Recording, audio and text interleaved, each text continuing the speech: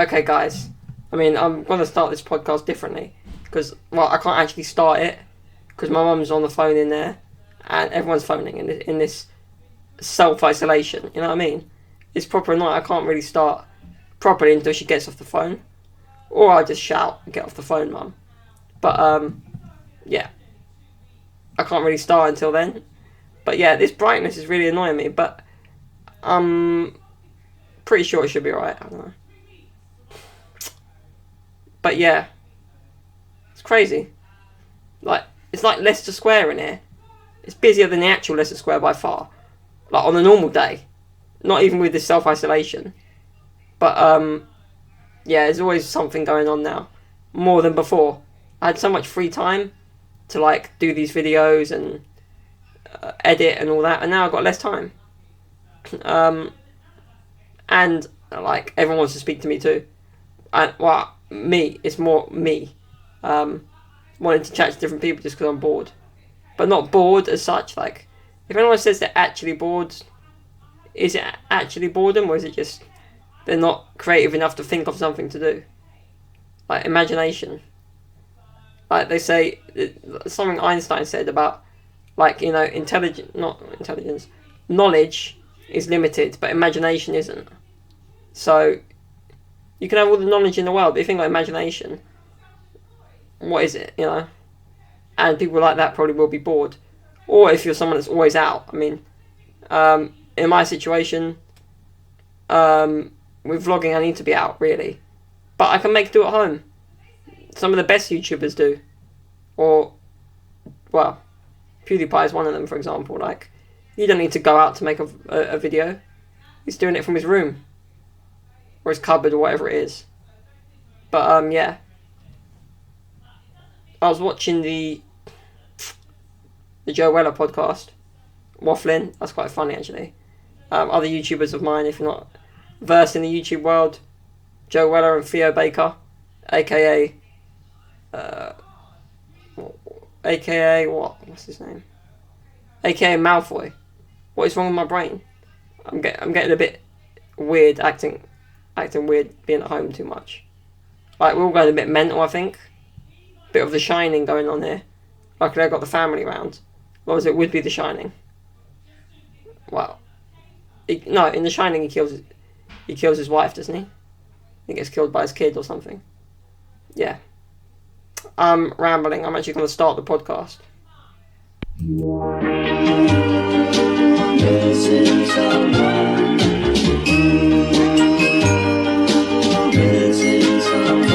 Missing someone.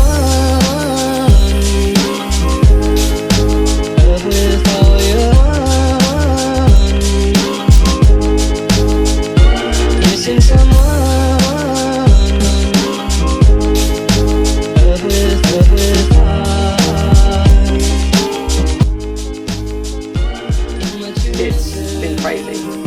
Is crazy. And yeah, I mean, the average person is struggling, but as a disabled person it's even worse, because you got 12 weeks being stuck indoors, and I probably value my outdoor time more than an able-bodied person would, because it's more difficult, harder to come by, I guess, because there's times when I'm not well and I can't go out. If I get a cold, it takes 3 weeks out of me, if you know what I mean, and it affects me. And in the winter I kind of got to avoid getting ill, because if I get ill it's not good. And so then along comes Corona, something that affects your lungs, and my lungs aren't very good. None of my organs are, to be honest. That's part of the nature of being me and this condition. But normally I you know, on a day-to-day basis I cope with it. But I'm not coping at the moment, because I'm trying to do a video and everyone's just running around the house screaming on the phone. Or, well, you know, when people talk on the phone, they just get really loud, like, hello! Like, they're not on Mount Everest. Like, they're on the phone, they can hear you. It's fine. Like, I think it comes with age too. The older people get. But yeah, this is podcast 34, and it's just in general me talking about the links between disability and self-isolation, and the risk this virus kind of poses, the threat. That not that I'm sitting here scared of it, but everyone's fed up. Not just, I mean, the world is fed up, and we're fighting it together. I said it before, like on other podcasts. But I want to talk about me personally. Like today, the government sent a package like of food and stuff and essentials that people like me might not necessarily be able to go out and get. So older people. So my grandparents got the same package. And yeah, grateful for that. I mean, last night we were applauding the NHS, so we're grateful for what they're doing too. I mean, we have to be, because they're putting their lives on the line too. And in Italy, a lot of doctors and nurses are doing that and have done that. And the whole world is going through the same thing, but from my point of view, it's a lot more difficult. And maybe from other disabled people too. And it is a bit like oppressive, even though we've got a reason, but it is proper, like, other people maybe after a month or two will be getting back to normal, going out and stuff, but it's 12 weeks, and like, I'm coping now, but I know other people in my position who are angered by this, or fed up by this already, or annoyed or scared. There's different views, and I never saw it as oppressive, but I think my teammates did. Not teammates, but like friends of mine, disabled friends of mine, have different views, saying it's quite, it's unfair, and it's a bit like discriminative. Like, just because we're more at risk from this virus, we have to be closed indoors. Yeah, I mean, I accept that. Not everyone does, because maybe they don't fully understand the virus, or maybe they've got a different outlook on life. I mean, I've talked about ableism before. There's a lot of assumptions that all us disabled people are on the same page, or, I mean, every problem is different. Even with the same condition, you might be different to someone else in terms of your mental attitude completely, or your physical state. Everyone's different, not because of their own fault, but because of different conditions. And it's all I got thinking about all this, really, watching that show on Netflix.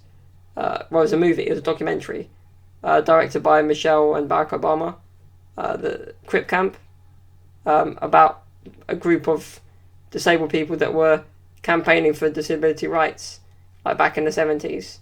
All the rights we have today as disabled people that are still nowhere near equal, but if not for them, I don't know what my life would be like, to be honest. When it comes to accessibility and being able to go to a normal school, for example, university, all that, back then, that wasn't really a thing. And so I'm just grateful for what those people did in that documentary. Fellow disabled people who had the same barriers that I've faced and people around me face, and are still facing. I mean, I'm older now, but still, like, there will be things that get to me. And yeah, my voice is about to go in it, obviously. Always. Got to hydrate, got to stay hydrated. But yeah, as I was saying, it's been a big issue over the years, disability rights and stuff, and we're still not equal, still not at a level playing field. And yeah, you got things like different movements like that I don't want to associate with disability, but like anyone who's different, like maybe LGBT or whatever. Yeah, don't be offended. Yeah, or anyone like that, or different race issues. This kind of is different, but falls near that kind of category.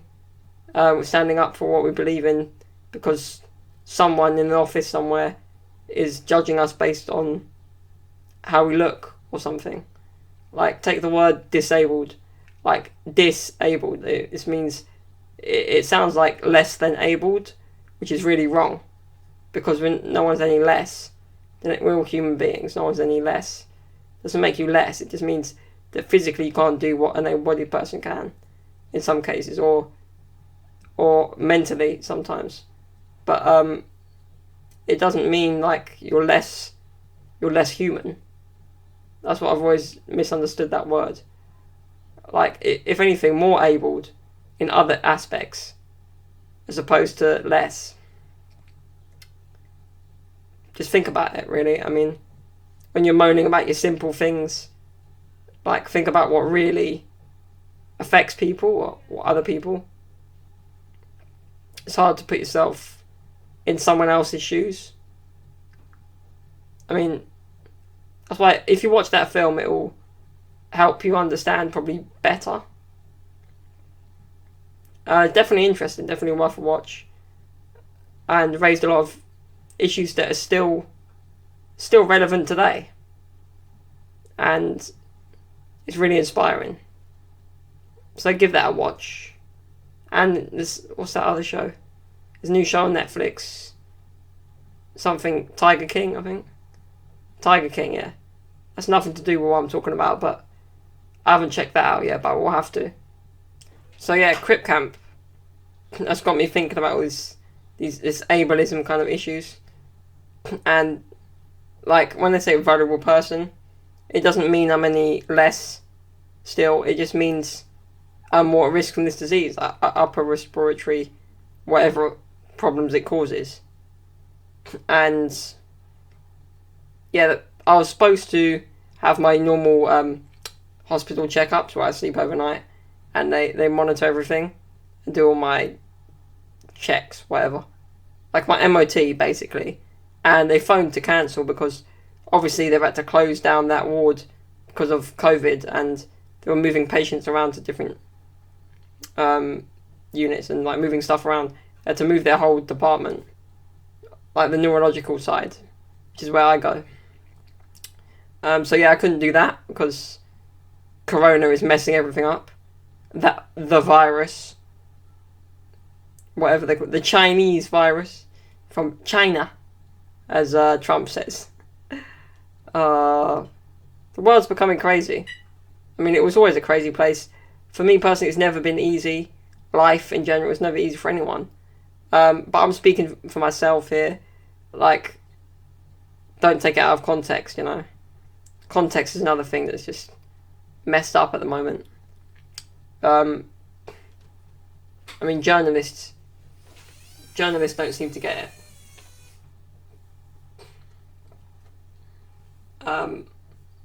I mean, I studied journalism and I realised why I didn't want to be a journalist, because the amount of lies they spread. And that's it, really, when it comes to journalism. I've got different opinions, but there's a lot of fake news, especially about this virus and how it affects different people. And you've got people with conditions surviving it, or healthy people dying from it.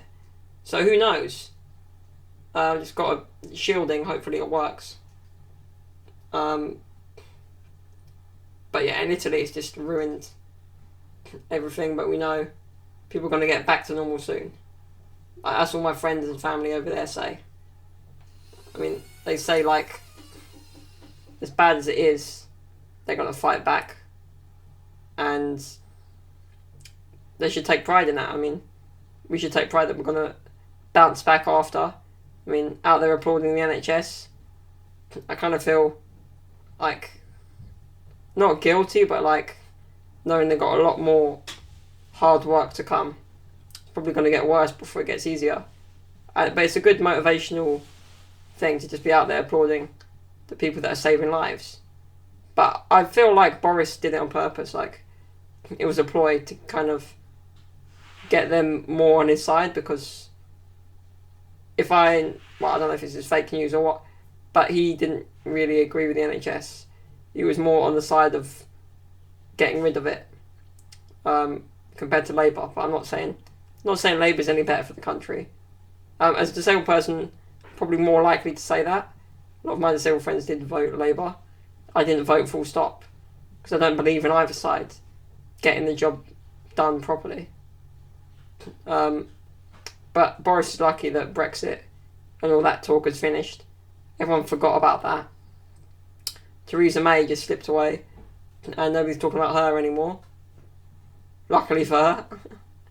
It's forgotten about that chapter of history here.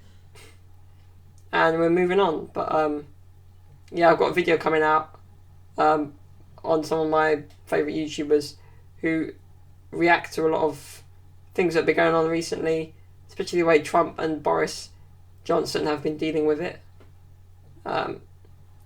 You've got a president of the United States and Prime Minister of this great country, and they're both being crazy, like saying things from a month ago that now would not make sense. Trump went from saying, "Oh, I've only got 15 cases," to how many? Like maybe a couple of 100,000, 200,000, something like that, or more. That was me the other day thinking it was still like 25,000, but that was like 2 weeks ago. I mean, I don't follow the latest updates all the time because I don't want to know these numbers. It's just horrific numbers that you don't want to see. But still, things like Ebola have killed more. But yeah, don't take this for fact. It's just me talking. But yeah, there's a lot of people chatting different stuff. But I do think this will fundamentally change society. It'll make us more appreciative of what we got, because really we've effed up the planet beyond belief and beyond repair. And maybe nature's just biting back, saying, "Oi, don't forget, respect your own planet." And we're the ones seem to be messing it up. And we're the ones that cause this, kind of. But then again, who knows if it's a conspiracy? They do say it's a conspiracy, but it's a disease. It's a virus. It's out there and we've got to deal with it now.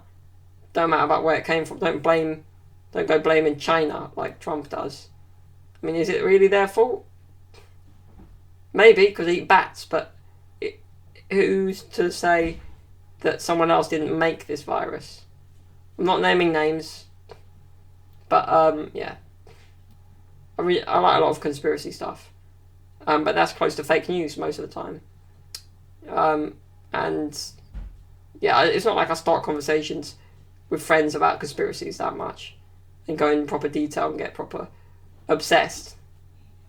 Because at the end of the day, I'm just a standard 26-year-old, slightly different outlook of life from a disabled point of view, but I'm just a standard normal geezer from North London.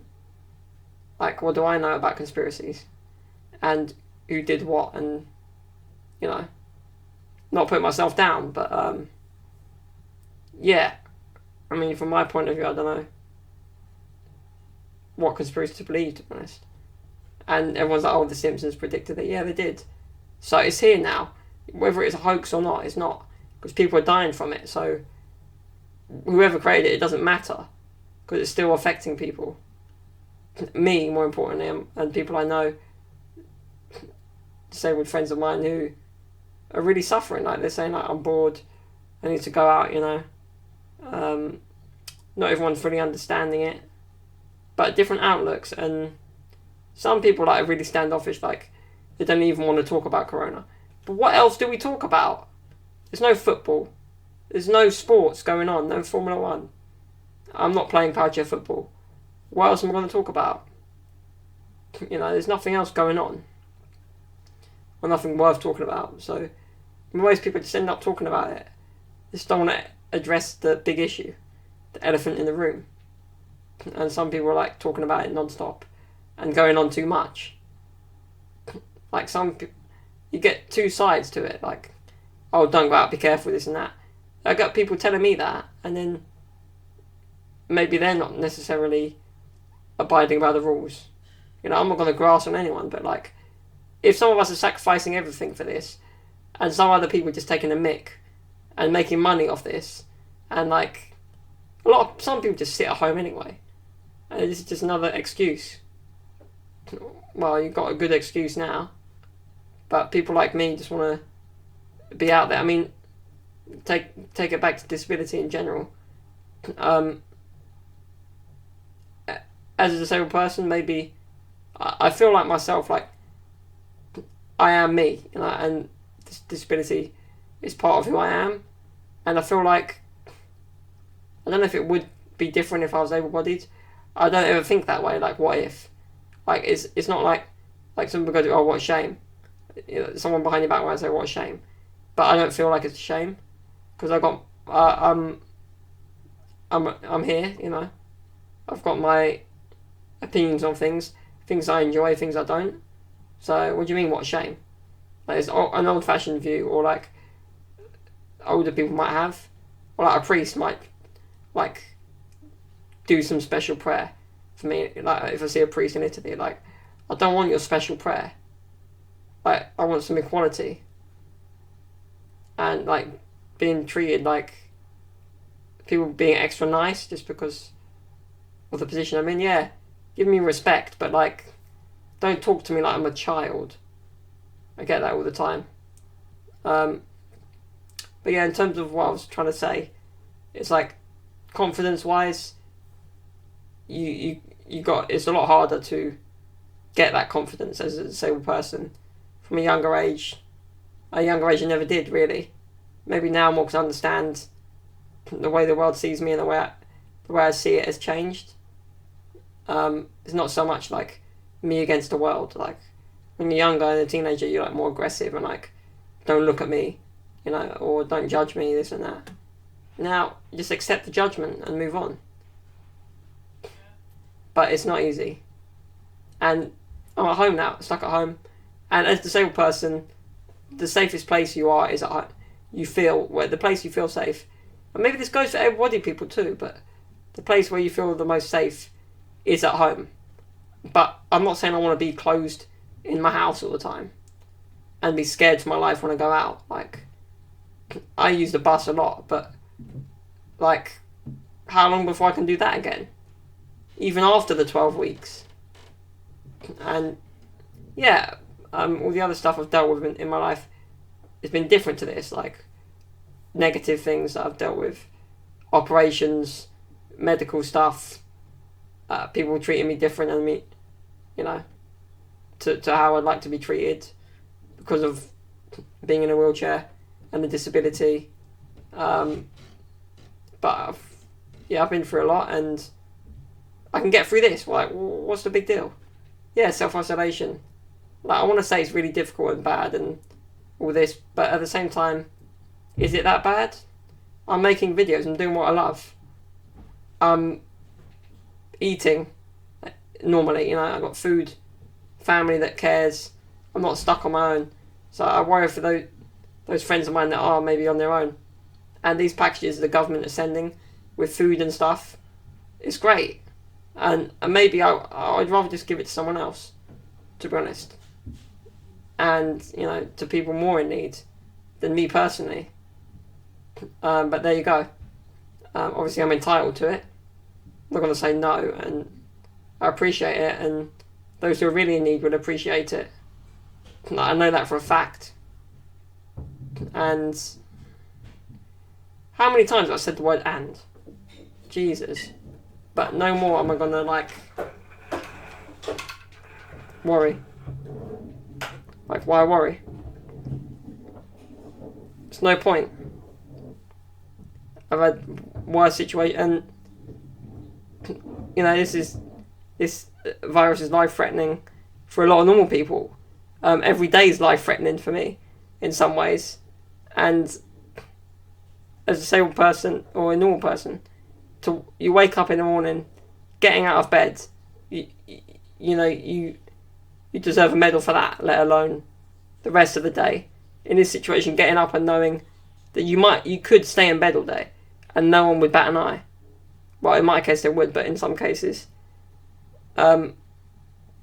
yeah, knowing that you could just stay in bed all day, why don't you? But you get up and you still put a fake smile on.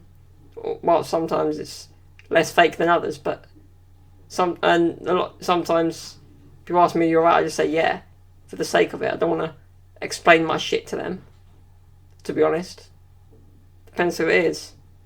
Now when someone's like, "How are you?" "Oh yeah, good, thanks," and then, "Oh, he's bloody grinding coffee." But anyway, I'm sure you can hear me fine. I don't care. Past the point of caring anymore. Just getting this out there, because to upload this will take 3 days, I'm sure. Because the Wi-Fi is so bad. But like, even when starting YouTube, a lot of people are like, you should make it all about disability the whole time. But if I'm talking about that all day, and that's my life, it's going to be a bit annoying because I can't escape it. Like, a lot of people know that, like, know about their conditions and what it means, and we deal with it every day. Getting up every day, I wake up and then I realise what my life is like. You wake up for a second and maybe you're in a dream or something, and then reality hits and you're like, oh, I'm self-isolating. I've got what I've got. I remember now. No. Some days. If I have a dream, whenever I've had a dream, I don't know if this is weird, I'm always able-bodied in the dream. Most of the time. Don't know if that means anything. Maybe that's how I see myself. Don't see myself as disabled. I mean, the word is wrong. Don't use it. I don't know what words you can invent instead. I don't know. But nah. Disabled? Nah. Nah, I'm not using that word. It's been around for years, and definitely, like, not the right word. Definitely not the right word. Not the word I would use. And people take it for granted, like the simple things. And now we're all taking everything for granted, being in self-isolation, because it can be isolating as a disabled person when you're in a room and you're the only one. You're the only disabled person.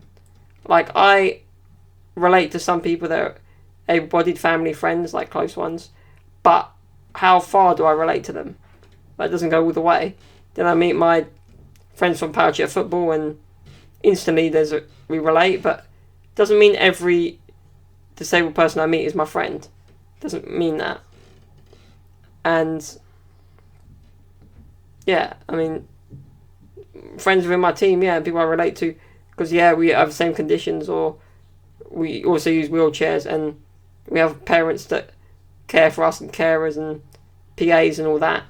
But then we're all individual people at the end of the day, different likes and dislikes, but we all suffer this same, like, not discrimination, but like different treatment, if you like.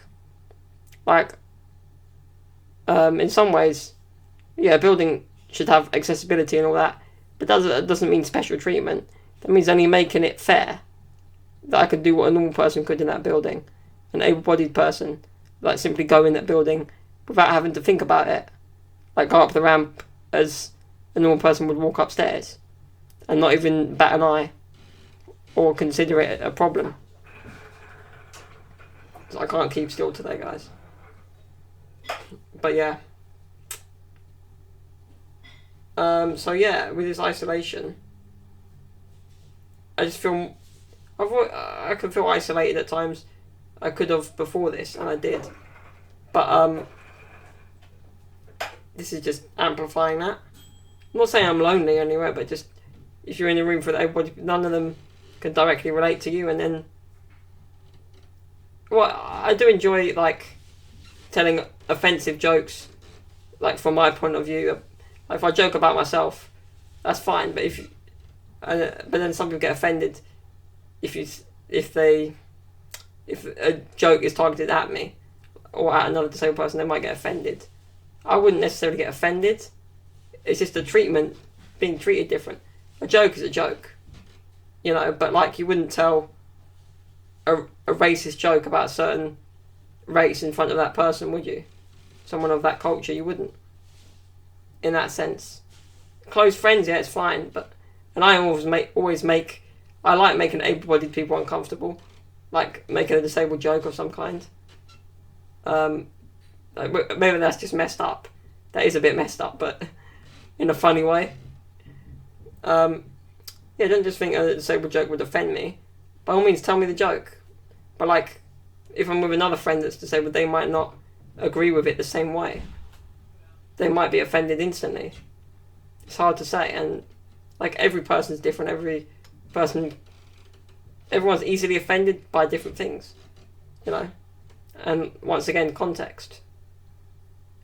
like, I've learned, like, I'm not gonna, I could easily talk my way into getting a punch in the face, but I don't do that because I'm more intelligent than that. Like, why would I bother doing that? But yeah, the power of not being physically able comes from words, and you can do a lot of good with your words, and I've learned a lot of bad too.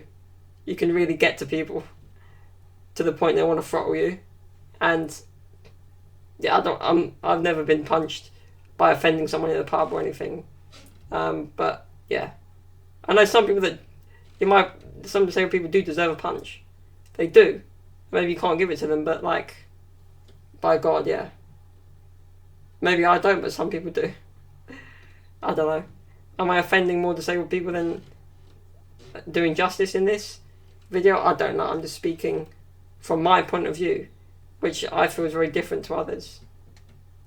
Like, like talking about discrimination and stuff in a group of able-bodied people, it makes me feel a bit uneasy. Like, everyone's on me if I'm talking about that, and like, then they have to act all rigid around me and can't joke and laugh. If anything, joke and laugh more. Because that'll stop me feeling isolated. If I feel part of whatever's going on, able or not able, and then it comes to the talk of like dating and stuff. That's a real awkward thing, being disabled, because most people just think you think you those parts of your body don't work, but that's not always the case. You know what I mean? And then, like, nah, let's not go there. But yeah, that's an awkward thing to date in. And then I had a friend of mine. He's like, "Why don't you date a disabled girl?" I was like, "Well, I'm after an able-bodied girl, to be honest." And then he saw that as weird. He's like, "But how can you relate to them?" And he's right, though. How could I relate to an able-bodied girl more than, I don't know, maybe I've been to uni and stuff and studied something similar and all that and like this film. But really, how can I relate to them? But yeah, that's my interest. Not every disabled guy or girl wants a partner that's disabled too. Just because you are doesn't mean you want the same thing. You know? I don't know. It's a strange one. Just assume you would naturally get married to another disabled person. I know disabled couples that are perfectly happy, but it's just not. Well, maybe I'd find the right person. It'd be different, but it's just not like that. It's always an awkward situation. Like, if my dad sees a disabled girl in a wheelchair, he'll look at me instantly. I was like, "Dad, leave it alone. Don't even look at me. Leave it alone." But you know what dads are like. Cracks me up. I was like, why do I... It's because I'm disabled, doesn't mean I have to date them. Put it that way. Like, I don't mind. Nice person, able or not, it doesn't... I don't discriminate. What, of all people, I don't discriminate. That's weird. That's a different way of putting it. So why would I discriminate? Able or not? It's just if you relate to that person, like soulmate kind of thing. Like, whether they're able or not, it doesn't matter. It doesn't really matter. Works both ways. And I've seen a lot of couples, both disabled or one or the other, disabled or both or whatever. But everyone's different in that sense. And I haven't found the right one yet, but I have faith that I will. Sooner rather than later, hopefully.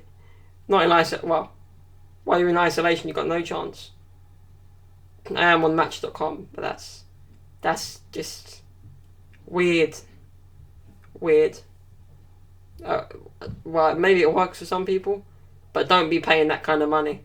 I kind of got the free version. I don't know, but I'm not going to be having it anymore because it's not worth it. I don't want Corona. All the other stuff you can get from dating someone now, you can get Corona too. Who knows? It's a funny old world. Society, we live in it. But anyway, this Crip Camp movie was... Going back to it, it's like... It talks about these issues of like...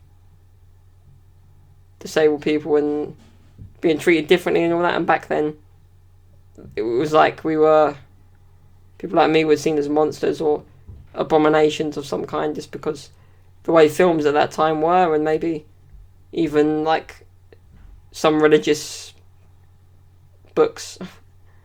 Not going to go any deeper than that, but like, yeah, like deformities and stuff. Like, no, we're still people. Disabled is not the word I use at all. Not less than. But yeah, in the movie, it was like most of the people that went to this camp for disabled people, essentially at the beginning, were like young teenagers in those adolescent years where they were slowly finding themselves feeling. They had their different stories, from when they were younger, and I remember one of them explaining how, I think, they had polio and they were like walking with crutches and stuff, I think, at a younger age. And then one kid asked her, "Are you sick?" And then she goes, "No," but knowing she was, like, she goes, "No," and then that encounter just made her feel really sad and think about her own situation. And it's like me, like, I don't go around all day thinking about why I'm being depressed. I don't go around all day doing that, but things like that just remind you, oh, I am seen as different. That, like, when I go for my hospital visits, I'll be like, okay, oh, I'm remembering all the things that are wrong with me. Great. I feel great now. I always feel shit after a hospital visit. Just puts me like, yeah, everything's fine, but how fine really is it? You know? It's difficult. And yeah, I'm really grateful for what the doctors do. The advice they give me is always spot on. Don't know about always, but yeah, I can't really criticise doctors at the moment. But yeah, anyway, like, they're doing the right thing. They're doing what they can. It's great. But just reminds me of all the things that prevent me from, don't prevent me from doing much, but like that restrict me in some ways. And yeah, so things like that will just remind you, oh, I am seen as different. You don't go around feeling different all the time. In my case, some people do. And like, saw a comment from another disabled person on Twitter, talks about disability issues, and she was like the way that like everyone ignores her, and like wouldn't even open the door and stuff. Yeah, maybe you feel ignored at times, but isn't it times where like you feel like everyone's staring at you, was looking at you? And anyway, this girl was saying like how she doesn't like when everyone's looking at her either. So what do you want then? Like, I don't mind the attention. I'll take the attention. That's why I dress good. Like, I look good. I've got to look good. If you're staring at me, I'm going to look good. And I'll stare back, by all means. I mean, I'm getting stared at, give someone else the evils. You don't know if they're actually staring at you or, like, doing what, I don't know. Like, you don't know. It's hard to read. It happens with little kids more. But that's normal from kids. Just laugh it off sometimes. But when it's like their parents telling them don't stare and all that, it just makes me more awkward. Like, oh, I'm different, okay. Like, I didn't know that already. I didn't wake up in the morning and remember that. But now it's just, I'm not out and about, so I'm not getting that. But I don't know. I always feel like people are treating me nicer than they should just because I am disabled. I don't know if that's true. Even people close to me, I don't know. And so maybe I should just, I know some disabled people that do, just exploit that to the fullest. Just use that. I don't know, that's wrong though. Let's just use it to your advantage. I mean, I do get a lot with my words. Through words I get a lot, you know what I mean? Like, if I just make everyone my enemy, like, how am I gonna get any help from anyone, you know? Like, in my own house, like, I don't want to argue one person at a time. Then someone else can give me help for that moment or assist me with whatever I need help with. But, like, can't go to war with everyone. But yeah, no, I feel like sometimes, not all the time, but people close to me, like, give me a bit of special treatment. Or, like, yeah, I appreciate people trying to cheer me up and stuff. Especially now. But I'm the one really reaching out to other people more than they would me. I don't know. Or is that me just being cynical? I always feel that way. Like, if if I actually didn't text this person, would they ever text me out of the blue? Yeah? Because I'm texting them, so obviously I'm thinking about people close to me and my friends and family a lot, but are they thinking about me ever? Yes, and then I fear that maybe they're thinking about me too much, or sympathising too much. Because I don't really want sympathy, I just want respect and equality and be treated equal. Is that too much to ask? In 2020, year of the Chinese virus. Oh dear. And anyway, I saw another Twitter thing from another disabled activist, if you like, saying how we need, for a disabled person, seeing disabled people in movies makes them happy. In some ways, yeah, but I don't want to see that all the time, because that is my life. But you can relate more to a movie with a disabled person. But why we always showed as, well, either a villain, a disabled person in a film is either a villain or a really weak person that needs help from others. Yeah, in some things I need help, but like mentally, no. Yeah, I am crazy, but like, I don't know. Like, even at the hospital when I go for my visits, they ask, do you, like, there's a psychiatrist, but I don't feel that would make a difference. I don't know. Am I that crazy? Am I loopy? Who knows? Or is just self-isolation getting to me? But it's got these thoughts running through my head.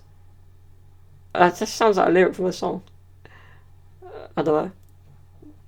I hallmark that. But self-isolation. If I didn't feel it before, I definitely feel it now. And I'll produce a video, edit it, and this Wi-Fi will be so slow. It'll be annoying, but in that I can relate to not necessarily any of my disabled friends. One or two do YouTube as well, but I couldn't relate to them directly because my YouTube channel is a bit different from theirs. They're all different, so yeah, I mean, I feel like the YouTube thing has helped with a lot of being honest with myself, and to, like, through this, to you guys, being honest about the disability and what I live with, or my family live with. Me, bloody nuisance. But nah, and it's different in different countries too. Like in Italy, like, it's a whole another level of kind of segregation that I feel. I don't know, self-isolation, and you know, fitting in is hard anyway. I just find myself trying harder there.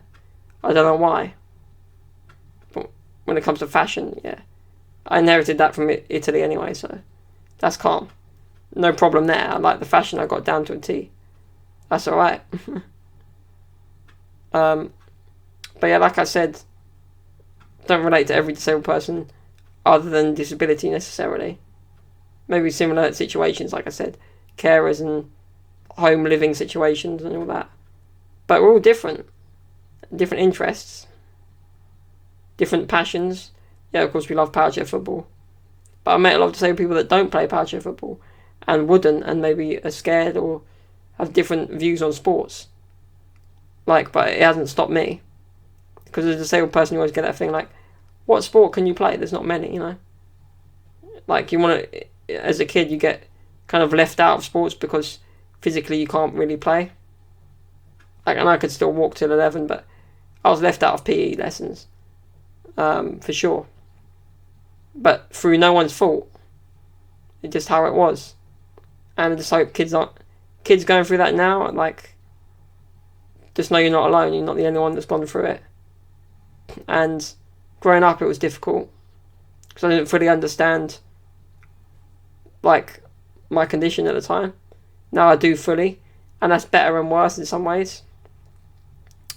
But the more I just don't like to look into it in detail, it just annoys me. Not annoys me, but like stresses me out. And I know enough about my condition to explain it to another person. But when I was younger, it was just something I really shied away from, and I was embarrassed about in that sense, because maybe I didn't know enough myself. But like trying to fit in anyway, as a teenager is weird. I was just double awkward just because, I don't know. I feel like even if I was able-bodied, I would have been awkward anyway as a teenager. We all are, aren't we, at some point? I don't know. But yeah, I wasn't how I was now. Like, I don't know. But I didn't think too much about my problems back then. I don't know. I wasn't as open anyway. Like, I just pretended I was normal when clearly I'm not, and I got to embrace the difference. Embrace being different, not see it as a bad thing, which I did back then. You know, and yeah, it was a different time, and things have changed for disabled people as well. There's more stuff out there in the last few years. There's more films that can help you understand disabled people, like this Crip Camp as well. But like my friends didn't treat me different as such. Maybe some people that were like outside my friend group, like in the same year, you know. But in general, I didn't feel treated different. It was only like in the classroom when I had a teaching assistant, like helping me, like someone to write for me and stuff, because my writing was really getting slower, obviously, because of the nature of the condition. So I had someone to write for me. But some people just mistook it as someone who's thinking for me and like helping me. Like, why are you getting all this help? It's not help. Mentally, I'm fine. They're just there to write for me and stuff. And that made me appear different. But I embrace any help I get because I appreciate it, and it's part of my life. Can't go without it. Like, I was trying to act independent, you know, and appear it too. But when you got a TA sitting next to you, it just, well, it's not very cool, is it? But I understood it's what helped me. It's what I needed in some ways, but come on. You know, back then I felt that way. I felt like it was inhibiting me, like restricting me from being as confident as I might have been. I don't know. And then like when the class is acting up and you got a TA like none of the kids that are having banter are going to sit near you because they'll get in trouble through the TA who's helping you. Me, in my case. And stuff like that. But I got over it slowly, and it was only in the classroom I felt that. But like kids that I knew in a year, they didn't actually know I had a teaching assistant till they shared the class with me. And I was like, oh, so you get all this extra help then? I was like, well, it's not extra help as such. But yeah, I've got to appreciate that. And that was difficult to go through that. But I did. I just was so glad when secondary school was over. Not so much A-levels, because I knew a lot of those people we wouldn't see again. It wouldn't be the same group of people, you know, it'd be different at uni, and it very much was. Didn't have as many close friends. For the first year, didn't go out of my way to make friends. I don't know. I was more open at uni. I was like, this is a new beginning, yeah. A new start, a fresh leaf. Like, turn over a new leaf and all that. And it was, but like, compared to school, like, I was glad when I got to the end of GCSEs that was over, because the stress of all the exams and all that. And, well, A-levels is different, like, didn't have to wear uniform. It was a sixth form at my school, so it was 2 more years, technically. And some people moved on. Some of my best friends at the time did, but still kept in touch. Some of them did move on, and it felt a bit different. But then once that was over, sixth form, then it was a different story at uni. People were proper sad, like, because it was like leaving all their group of friends and like the comfort zone of a familiar location, familiar place where you had your lessons. Where from 05 to 2012 I was going to the same place every day for school, and then A levels and GCSEs. So that was difficult, knowing that it'd have to be a new beginning and like meet all these new people and start again and reintroduce myself, but reinvent myself in some ways. Like, I could act more. I had more confidence by then. The confidence with girls when I was younger at school was non-existent. I'd be red-faced and like all like shy. Like, I probably wasn't the only one, able or not, but Maybe it was worse for me, I don't know. It felt worse, I don't know. I don't know how other kids felt. But I didn't have that confidence. A bit more isolated, felt isolated. Like the isolation comes into it. Like, I don't always feel like I can be as outgoing as I would be at home in public and stuff. And everyone's like a bit shy around people they don't necessarily know. But at one point I just thought, screw it.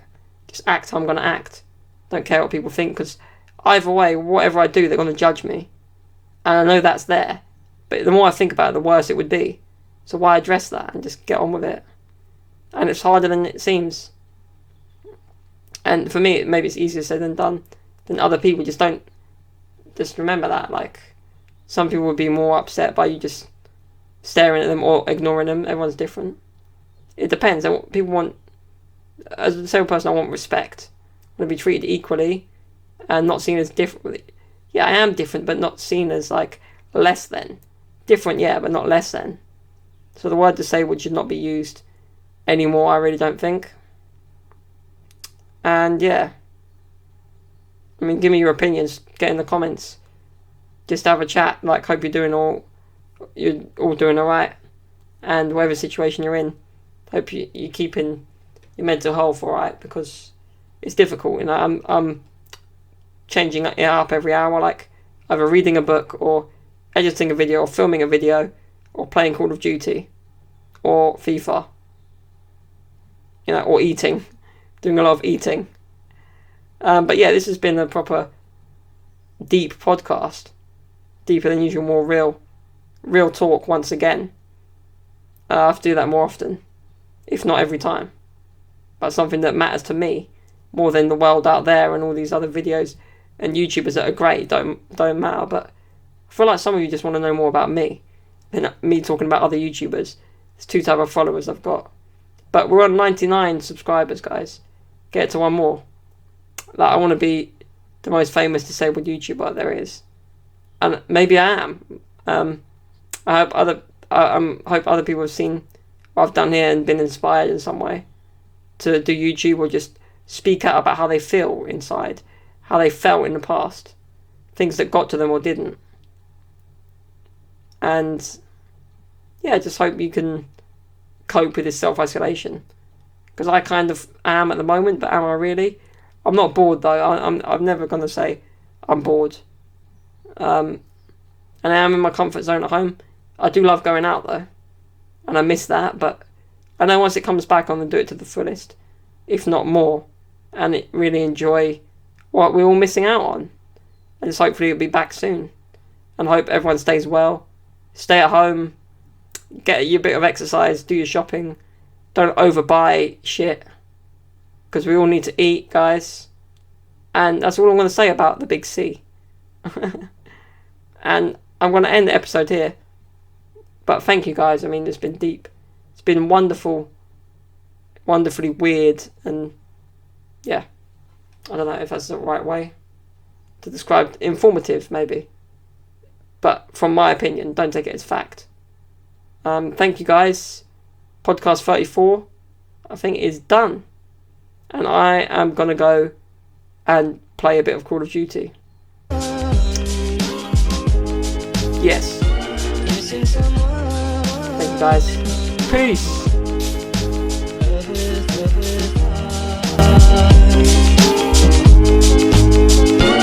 Missing someone.